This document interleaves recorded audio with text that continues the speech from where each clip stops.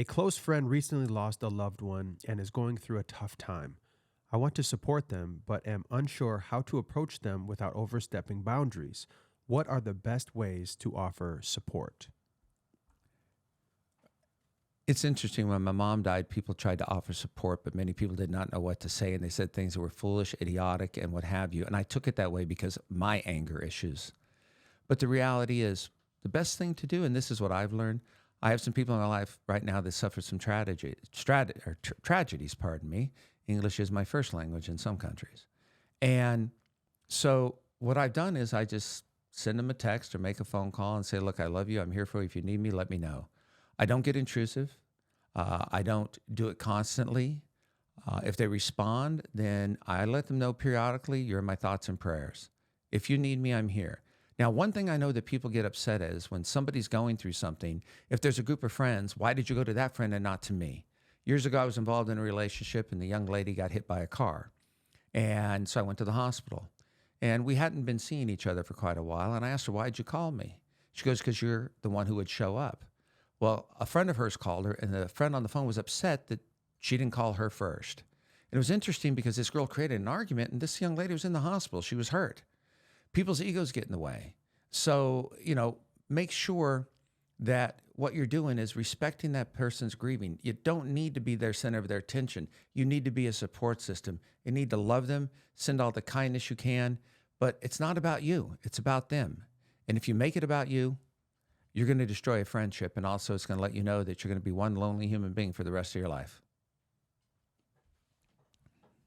Number 8, another conflict with a coworker.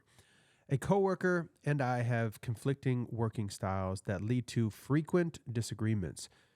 It's starting to impact our productivity and the atmosphere of our team. How can we work together more effectively despite our differences? Okay, you have two different styles of work. Now, if it's the same job, two different styles, if you reach the solution but two different ways, then there's not a problem. If it's your ego getting in the way that you each want each other to be the person to follow what the other person has to say, that's understandable. It's like if you're going to college or if you're going to school or grade school or mom and dad, there has to be a mediator. If you got a problem in school, you go to a counselor. You got a problem at work, go to a supervisor.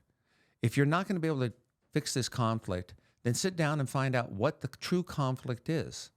It might not just be the work that you're doing, because one thing I learned a long time ago, the work I do right now, I'm extremely unconventional than the other people. The way I do it, the way I record it, the things I say, but it works. I have people who tell me you can't do it that way. Well, you do it your way, I do it my way, and that's fine. But the reality is many people are straight down the line. This is the only way. Well, this world would never be anything. Life would never be anything if you just did it one way, straight down the middle. No. And think about it. In life, we have how many countries, different languages, different foods, different tastes, so many different ways for us to enjoy ourselves, for us to love ourselves or love somebody else. There's so many reasons people love each other, fall in love. It could be the way their eyes are. It could be the way that they bring joy into someone's life. It could be the way they treat someone. It could be their smile that attracts us. If it was just one thing, it'd be a boring-ass life. So at work, when something like that happens, don't sit there and compete with the other person. Go to someone who can help mediate and find an answer, because at some point, both of you individuals might lose your job because neither one of you thought about the company. You only thought about yourselves. All right, we have 2 more. Number 9. All right. Balancing friendship and personal space. One of my friends is very dependent on me for emotional support, and it's becoming overwhelming. I value our friendship, but also need to set boundaries for my own well-being. How can I communicate this without hurting their feelings? The big word you used in there was becoming. I'm pretty sure that it started out that way in the beginning. There's 2 different people here, 2 different scenarios I would look at. If you're the type of person that's a caretaker, if you have abandonment issues, if you need to make sure that you're a part of somebody's life because you don't want to be left out, that's one way of looking at it.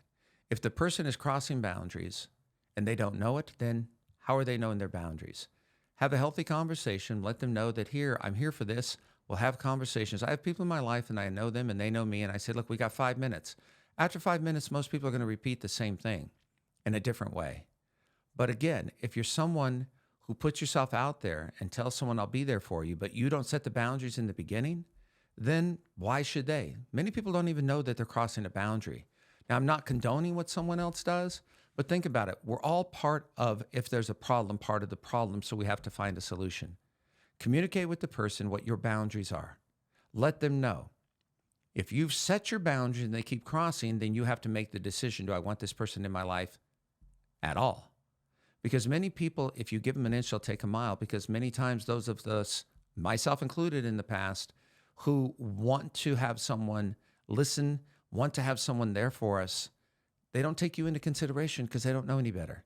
That's no excuse. It's just a reality. Set a boundary and communicate. Again, communication is the key. If you choose not to, you have no right to complain at all.